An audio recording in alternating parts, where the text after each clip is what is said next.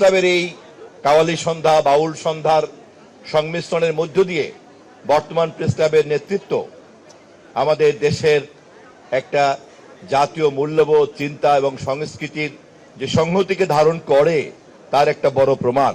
এ ধরনের আয়োজনের মধ্য দিয়ে কিন্তু প্রমাণ হয় যে আমাদের দেশে একদিকে যেমন সংস্কৃতিতে ধর্মীয় মূল্যবোধের একটা বিরাট প্রভাব আছে, আবার একই সঙ্গে এটাও প্রমাণিত হয় যে ধর্ম নিয়ে যারা বাড়াবাড়ি করে এবং যারা এটাকে একটা বিচ্ছিন্ন ভাবে দেখার চেষ্টা করে মানুষের দৈনন্দিন জীবনের বাইরে, তাদের থেকেও আলাদা।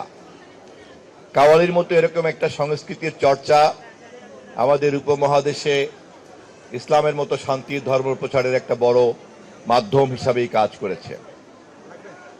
সর্বশক্তিমান কোন একটা ভয়ঙ্কর বিচারক নন, তিনি তার সৃষ্টির সঙ্গে প্রেমের সম্পর্ক ধারণ করেন। কাওয়ালির মর্মে মর্মে বাণীতে বাণীতে সে কথাই থাকে। আমি প্রেস ক্লাবকে আরো ধন্যবাদ জানাই এ কথা ঘোষণা দেওয়ার জন্য যে একই সঙ্গে তারা আবার বাউল সঙ্গীত সন্ধ্যার আয়োজনের কথাও তারা চিন্তা করছেন এবং প্রেস ক্লাবের এই কাওয়ালি সন্ধ্যা বাউল সন্ধ্যার সংমিশ্রণের মধ্য দিয়ে বর্তমান প্রেস ক্লাবের নেতৃত্ব আমাদের দেশের একটা জাতীয় মূল্যবোধ চিন্তা এবং সংস্কৃতির যে সংহতিকে ধারণ করে তার একটা বড় প্রমাণ।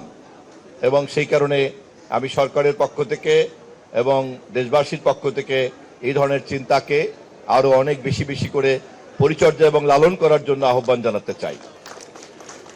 আমাদের দেশের গণমাধ্যম জগতের একজন তারকা আমাদের শ্রদ্ধাভাজন জনাব মতিউর রহমান চৌধুরী ভাই এখানে আছেন, সংশ্লিষ্ট সকল কর্মকর্তারা এখানে আছেন।